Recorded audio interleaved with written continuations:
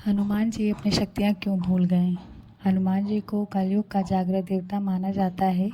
हनुमान जी की शक्तियों का अंदाज़ा इसी बात से लगाया जा सकता है कि हनुमान जी अकेले ही समुद्र पार करके लंका गए थे।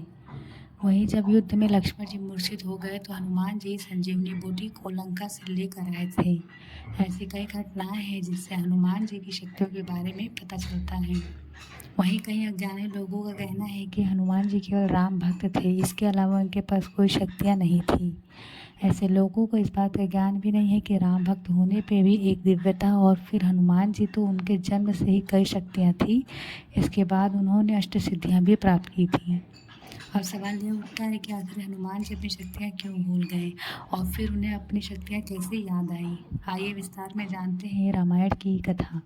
हनुमान जी के पिता केसरी और माता अंजना थी। वहीं हनुमान जी को वायुदेव का आशीर्वाद भी प्राप्त था। हनुमान जी का जन्म समाज के कल्याण के लिए हुआ था, इसलिए उनके पास जन्म से ही शक्तियाँ थीं। लेकिन जब हनुमान जी बालक थे तो इन शक्तियों का प्रयोग शरारत करने के लिए करते थे।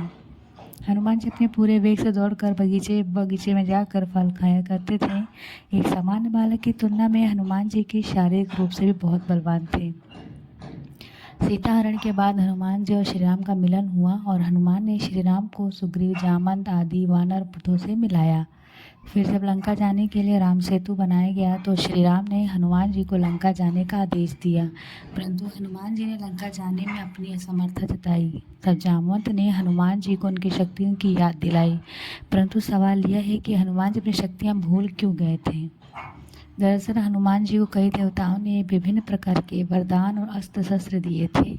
इन वरदानों और अस्त्र शस्त्र के कारण बचपन में हनुमान जी उधम मचाने लगे थे। खासकर वे ऋषियों के बगीचे में घुसकर फल फूल खाते थे और बगीचा उजाड़ देते थे। वे तपस्या मुनियों को तंग करते थे। उनकी शरारतें बढ़ गई तो मुनियों ने उनकी शिकायत उनके पिता केसरी से की। माता पिता ने खूब समझाया कि बेटा ऐसा नहीं करते हैं, परंतु हनुमान जी शरारत करने से नहीं रुके। तो एक दिन अंगीरा और भृंगवंश के ऋषियों ने कुपित होकर उन्हें श्राप दे दिया कि वे शक्तियों और बल को भूल जाएंगे, परंतु उचित समय पर उन्हें उनकी शक्तियों को कोई याद दिलाएगा तो याद आ जाएगी। फिर जब हनुमान जी को श्री राम का कार्य करना था तो जामवंत जी हनुमान जी के साथ लंबा संवाद होता है। इस संवाद में वो हनुमान जी के गुणों का बखान करते हैं और तब हनुमान जी को अपनी शक्तियों को आभास होने लगता है।